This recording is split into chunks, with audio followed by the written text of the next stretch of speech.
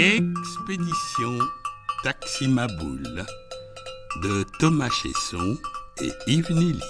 Expédition Taximaboule de Thomas Chesson et Yves Nilly. Un feuilleton radiophonique en 10 épisodes. 3e épisode.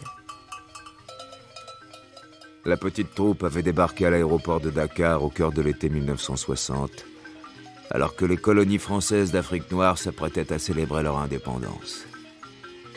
4 jeunes gens qui posaient le pied en Afrique pour la première fois, enthousiastes et pleins d'appréhension. Quelques pas de rumba sur le tarmac brûlant, et ils s'étaient mis à chanter à pleine voix « Indépendance, cha-cha ». Dario Moreno, ça me détend, tu peux pas savoir. J'en étais où? Ah oui. Je suis en mission, tu te débrouilles. Tu racontes ce que tu veux au ministre. Il commence à me les briser, à toujours m'appeler au sujet de son fils. Tu lui chantes la berceuse. J'ai des chars qui font des allers et retours à la frontière, on dirait le jeu des sauterelles. Tu te souviens?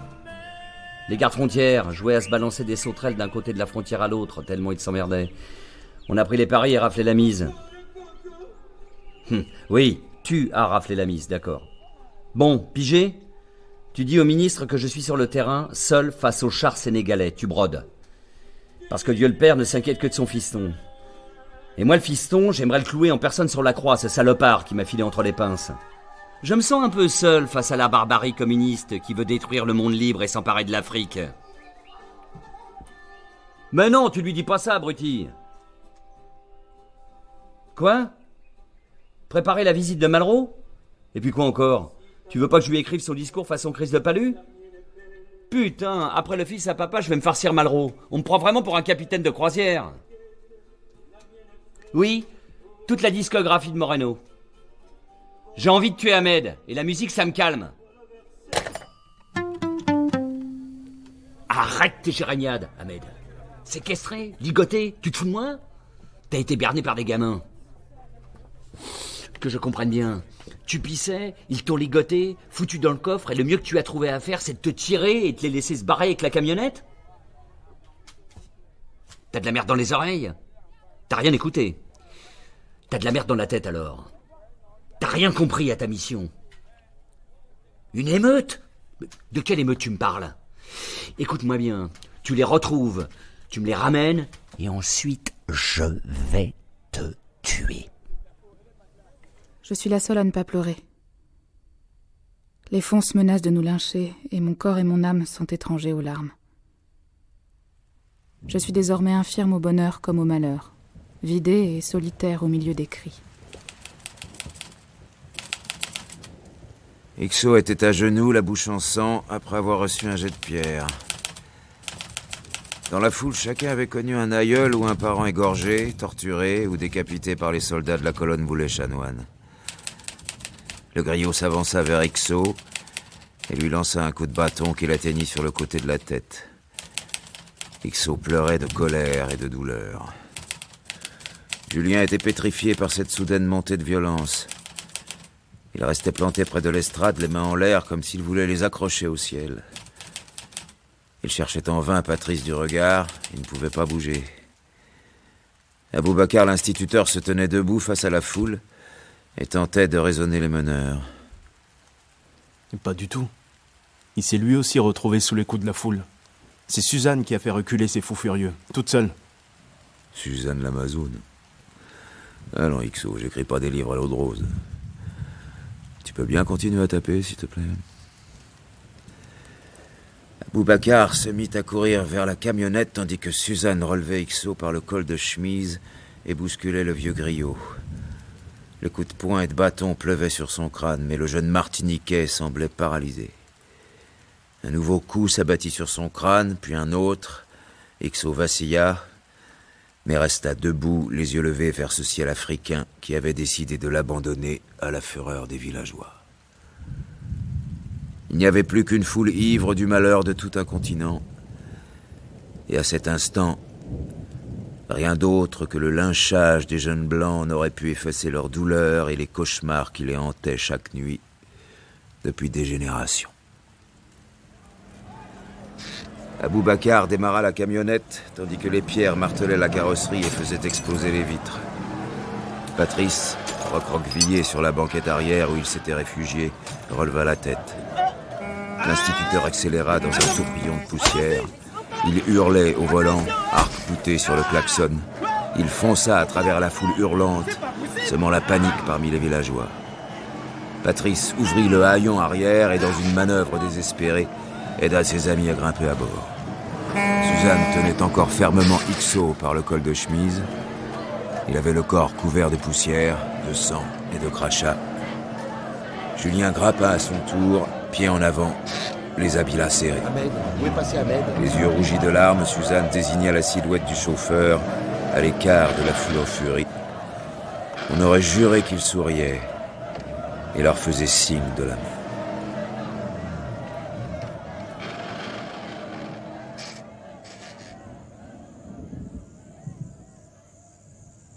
Le paysage a changé. La route nous éloigne du pays fonce et la nature s'assèche comme mon corps. Je frissonne. Un peu de peur et beaucoup de désespoir. La terre rougit, s'assombrit. La fin du jour est magnifique. On dirait que la terre entière va disparaître avec le soleil à l'horizon. La camionnette repose, une durite percée. Les garçons s'affairent en silence et leur mécanique intérieure est encore plus mal en point que celle de notre véhicule. Je ne connais pas l'Afrique. Personne ne la connaît. Nous jouons les braves, les dompteurs. Personne à l'arrivée pour oser dire qu'il se sent étranger, comme si les livres nous avaient appris quelque chose. Des bébés blancs, européens. Et l'Afrique nous rote à la figure à notre premier biberon. Patrice reproche vivement à Julien d'avoir saccagé le spectacle avec ses idées de mise en scène à la noix, alors qu'il aurait fallu s'en tenir à un discours dépassionné et sobre. Mais tout le monde sait qu'il n'en est rien. Fiasco total et peur totale, comme le résume Xavier Omar au milieu du grand désert africain.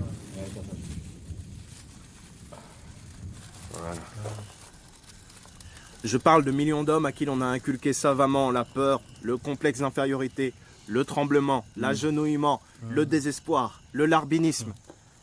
Cette explosion de violence est nécessaire. Fanon l'a écrit. Elle a eu lieu aujourd'hui, ni trop tôt, ni trop tard, mais elle nous a cramés jusqu'au poil du cul, tous, moi compris.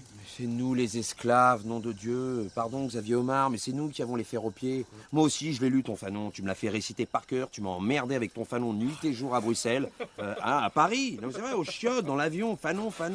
L'enthousiasme est par excellence l'arme des impuissants. Je suis plus qu'impuissant. Je suis l'eunuque de la République, le châtré de la Révolution. Bon Dieu. Il n'y a personne pour me dire que j'ai encore un petit peu de noir sur la figure, ou si tout a été nettoyé, effacé. Il avait pas tort, le colonel, en se moquant de nos pulls cachemire. Je crois qu'on a apporté des mâles remplis de conneries. Pire que Christophe Colomb et vous les chanoines réunis. Et votre spectacle n'est pas une si mauvaise idée. J'aime ça, moi, le théâtre. Mais il faut que ce soit quand même plus incarné. Incarné. Dis donc, je dois le prendre comment, Boubacar? Attends. Fini les discours qui sonnent comme un manuel d'histoire.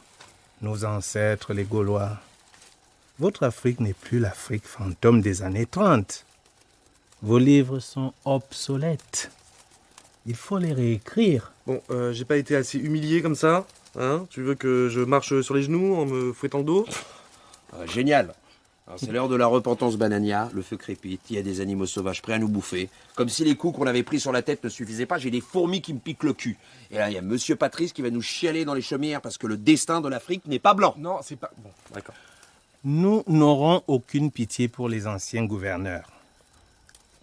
Pour les anciens missionnaires non plus.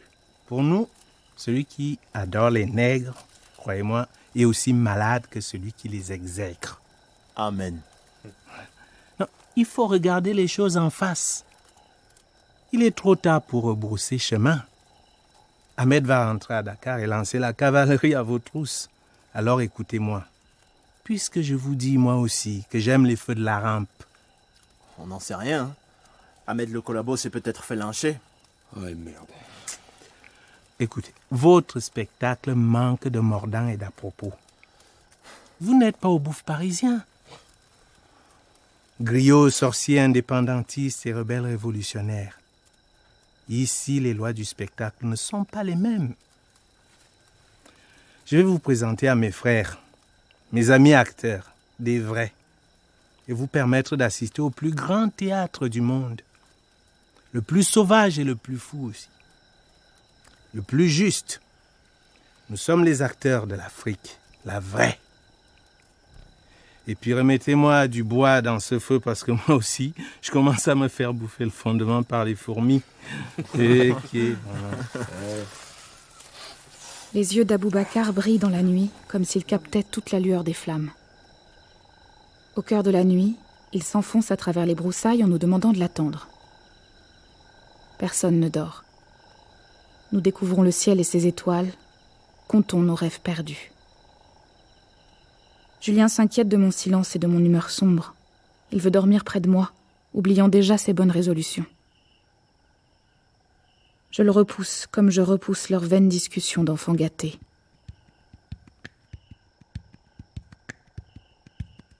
Le gouverneur surgit, avec un poulet sous un bras et une bouteille dans l'autre. Je hurle, mais aucun son ne sort de ma bouche. C'est lui, je le reconnais. Il marche d'un pas exagéré, jambes jetées en avant comme à la parade. Des hommes sortent du couvert des arbres à sa suite, avec des costumes pleins de plumes, de fanfreluches, avec sabres et fusils de pacotille, casques coloniaux et épaulettes. Le caporal, le conducteur de locomotive, la femme du gouverneur. Je les connais. Ce sont les membres de la secte Aoka, les maîtres fous. Je les ai vus sur l'écran au Musée de l'Homme à Paris dans le film de Jean Rouch. Ces hommes célèbrent les personnages emblématiques de la domination coloniale. Ils sont possédés par l'esprit du personnage qu'ils incarnent. Je fais un signe de croix. C'est ridicule. Je ne sais pas quoi faire de ma joie ni de ma stupeur.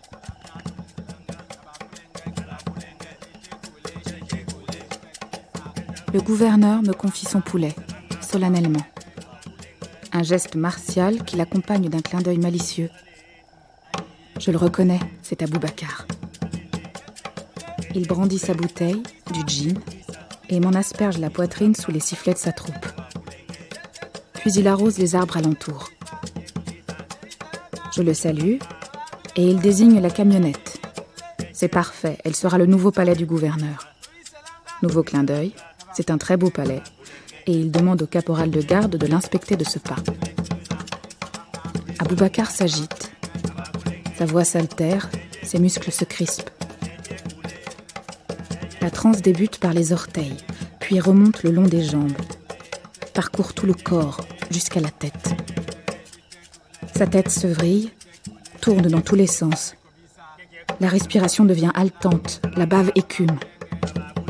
Mes compagnons sont tétanisés. Julien fait mine de venir me prêter main forte, mais Xavier Omar le retient. Des fusils de bois sont brandis, des coups de cravache sifflent dans l'air. Ce sont des courroies de camions qui ne tardent pas à fouetter l'un ou l'autre dos des Aoka qui bavent et tremblent. Le caporal de garde allume une torche et met le feu à sa chemise en hurlant. La femme du gouverneur, avec ses jambes poilues, distribue des écharpes rouges au conducteur de locomotive et au capitaine de la Marche Rouge qui semble perdre tout contrôle. Je serre le poulet. Voilà les génies de la force. Je voudrais prévenir mes amis que la cérémonie peut dégénérer, qu'ils voudront peut-être égorger un chien devant nous et nous inviter à boire son sang avec eux. Mais ce qui sort de ma bouche n'est pas du français, c'est un langage incompréhensible.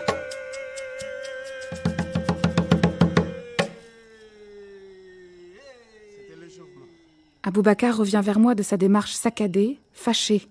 Le palais n'est pas en ordre de marche. Les couloirs et les chambres ne sont pas propres et la cuisine sent mauvais. Il faut se mettre au travail, convoquer une round table. Il insulte tout le monde, moi y compris, puis me noue une écharpe rouge autour du cou et pose ses mains sur mes seins et commence à chanter à tue-tête. Je sens mes orteils frissonner, puis mes pieds. Une sorte de convulsion qui me prend. Je ris et lâche le poulet. Le secrétaire général le saisit au vol et lui tord le cou, puis le mord. Il a du sang plein la bouche. « Pas de chien », me dit Aboubacar, l'air contrit. « Pas de chien. » Il me regarde droit dans les yeux et me chuchote « Tu m'entends, mais tu n'es pas encore arrivé, pas encore !» Je crois voir les cheveux de Patrice prendre feu. Ou peut-être est-ce Xavier Omar. Julien est sur le dos de la locomotive qui fait des allers et retours incessants en sifflant et soufflant de la vapeur. Le caporal de garde glisse une patte de poulet dans mes cheveux en riant. Les sabres caressent mes bras, mes jambes et mes joues. Scarification. Tout se mêle, sang, bave et boue. On s'épingle des médailles militaires sur les torses nus. On se cravache, on se crache dessus, on se pisse dessus. Je ne suis pas en reste. Je ne vois plus mes amis. Je sens que mes yeux se révulsent. Je sens tout, comme à la puissance 1000. Je sais que je me déshabille, que j'arrache mon chemisier et ôte mon pantalon, ma culotte. Plus aucune inhibition. Et pourtant, je suis consciente de tout. Même du goût épouvantable du gin d'Aboubacar qui s'écoule de ma bouche et descend entre mes seins jusqu'à mon sexe.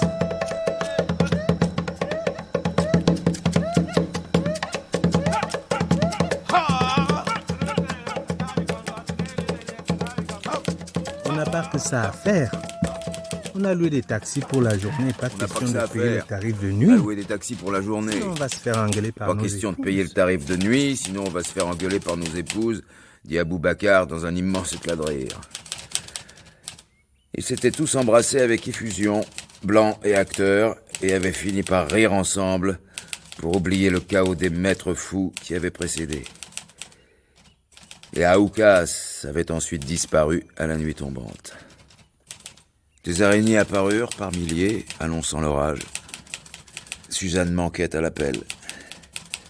Apeurés, les trois amis coururent se mettre à l'abri dans la camionnette, vitres relevées, issues calfeutrées avec des vêtements. Tout pour empêcher les araignées d'entrer dans le véhicule. Jamais vu des araignées pareilles. C'était monstrueux. Vraiment. Je ne sais pas comment on a fait pour ne pas remarquer plus tôt l'absence de Suzanne. On était sonnés, assommés. On a tous vomi. Je te dis pas la nuit et la gueule de bois au petit matin. L'orage a duré des heures. On ne pouvait pas bouger. Même une fois les araignées disparues, impossible de démarrer. Et pour aller où? Ça a chialé, on s'est battu, on a bu, on a chialé encore. C'est moi, l'écrivain. Je peux reprendre. Ixo, Julien et Patrice attendaient l'aube autour du feu.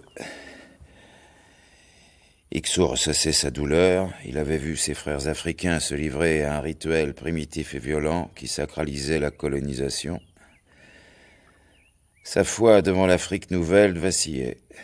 « Leur violence n'est que le reflet de notre civilisation », répondit Julien. Et Ixo lui lança une bouteille vide qu'il évita de justesse. Les trois amis parlèrent de leurs échecs successifs, le spectacle pédagogique, les pays hostiles, une expédition stoppée par quelques araignées fuyant l'orage, la fuite d'Ahmed, mort ou déjà à leur trousse, avec le colonel R et Suzanne disparue. L'expédition était à l'eau. Ah. On fait une pause, Ixo, j'ai une faim de loup. J'ai plus rien à boire. Arrête de taper, je te dis.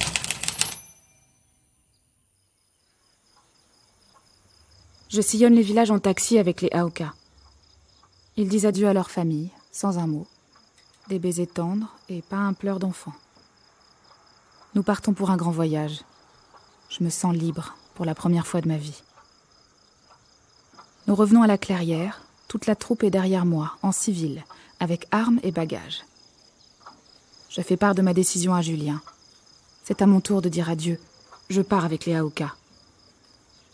Nous nous rendons à Dankori, loin à l'est, là où sont enterrés Voulet et Chanoine, afin d'exorciser les démons et célébrer la nouvelle Afrique. Nous voulons créer un nouveau rite, époustouflant. C'est une expérience ethnographique sans précédent. La disparition d'un rituel, la naissance d'un autre. J'en serai le témoin et l'actrice. N'en déplaise à mes professeurs, n'en déplaise à Julien, n'en déplaise à Xavier Omar, sans doute le plus choqué par les maîtres fous. Aboubacar console Patrice. Aboubacar connaît le secret de Voulay et Chanoine. Ils ne souffraient pas de soudanite aiguë, contrairement à ce qu'affirment les militaires. Ils étaient atteints par la syphilis, qui à son stade le plus avancé provoque délire et violence. Plus de soudanite aiguë. De toutes les manières, le Soudan n'existe plus, c'est le Mali maintenant. Et personne n'a envie de mourir de malinite aiguë. Aboubacar invite sa troupe à charger les bagages dans la camionnette. Il fait le tour du véhicule, s'arrête devant la calandre, la main posée sur le bouchon du radiateur. Les Aoka viennent le rejoindre et prennent la pause avant de se mettre à chanter.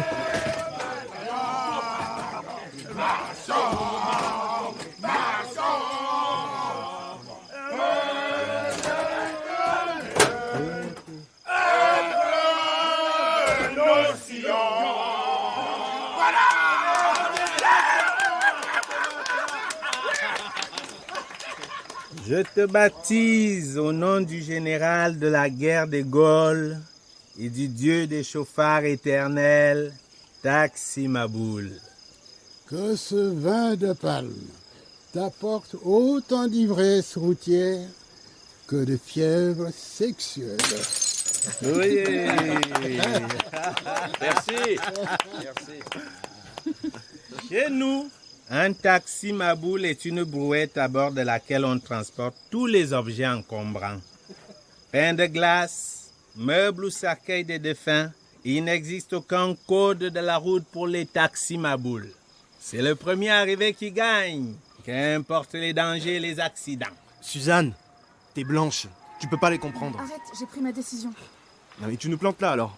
Mais à quoi tu joues? Mon frère, tu es noir, mais la misère est plus noire que toi. Il n'y a pas de mission nègre, pas plus que de fardeau blanc. C'est du fanon tout craché, ça. Je ne veux qu'une chose, que cesse l'asservissement de l'homme par l'homme. Le nègre n'est pas plus que le blanc. Oh diable, Fanon. C'est de nous qu'il s'agit. Suzanne, Patrice, Julien, moi. Notre Afrique. L'Afrique moderne qui n'a que faire de votre obscurantisme et de vos rites archaïques. Levez-vous, nom de Dieu. Et devant le colonel, vous jurez aussi avec de la bave et de la pisse? Bande de sauvages.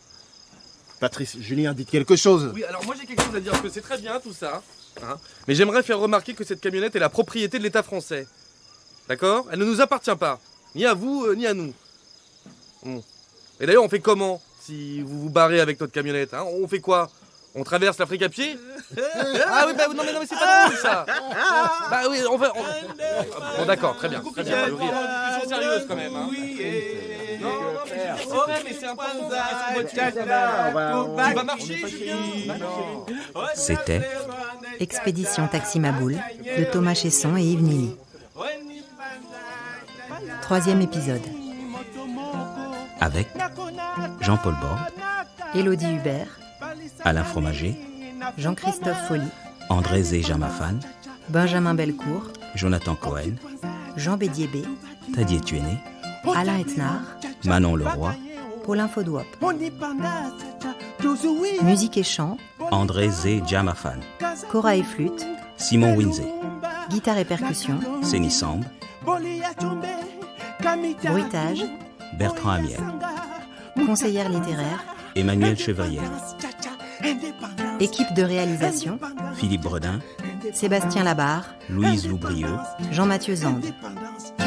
Indépendance, indépendance, indépendance, Tozuie, et qui pense à Tcha-Tcha, tout va qui dit, au table ronde, Tcha-Tcha, pas gagné, oh, on y panda, Tcha-Tcha, Tozuie, indépendance, Tcha-Tcha, pas gagné, oh, indépendance, Tcha-Tcha, pas gagné, oh, indépendance, indépendance, indépendance, pas gagné, oh.